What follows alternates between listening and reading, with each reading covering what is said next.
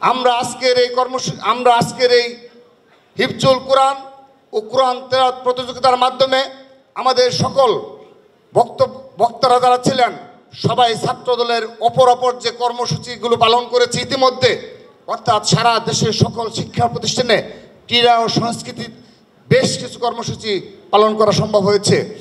কিন্তু আমরা বাংলাদেশ জাতীয়তাবাদী ছাত্রদল একটি কথা স্পষ্টভাবে বলতে চাই, আমরা কখনো এই রাষ্ট্র বিনির্মাণে বিগত সময়ে আমাদের যারা শহীদ হয়েছে, রক্ত দিয়েছে, জীবন দিয়েছে, যে উদ্দেশ্যে গণতন্ত্র পুনরুদ্ধারে, সেই কথাটি আমরা ভুলে যাব না।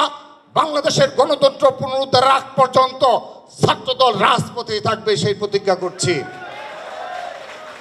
এবং আজকের এই কোরআন তেলাওয়াত প্রতিযোগিতায় বিশেষভাবে ধন্যবাদ ও কৃতজ্ঞতা জানাচ্ছি বিএনপির ভারপ্রাপ্ত চেয়ারম্যান, ছাত্রদলের সাংগঠনিক অভিভাবক জনাব তারেক রহমানকে, যার সত্যিকার অর্থে একান্ত সুচিন্তিত মতামতের ভিত্তিতেই আমরা একটি সফল কর্মসূচি বাস্তবায়ন করতে পেরেছি।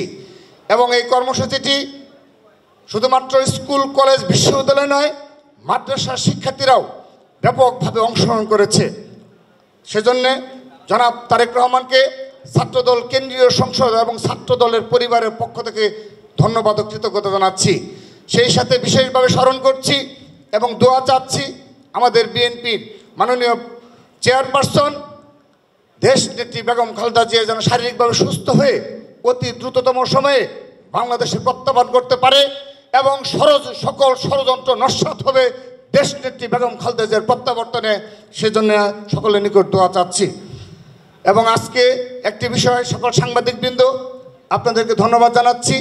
সর্বশেষ এই হাকিম চত্বর সহ এই সকল কর্মসূচিতে আপনারা কষ্ট করে এই রোজার মাসেও রোদের মাঝে কষ্ট করে অনেকগুলো কর্মসূচি আপনারা সফল করেছেন এবং আজকেও দীর্ঘক্ষণ আপনারা উপস্থিত থেকে আমাদের কর্মসূচিকে সহযোগিতা করেছেন।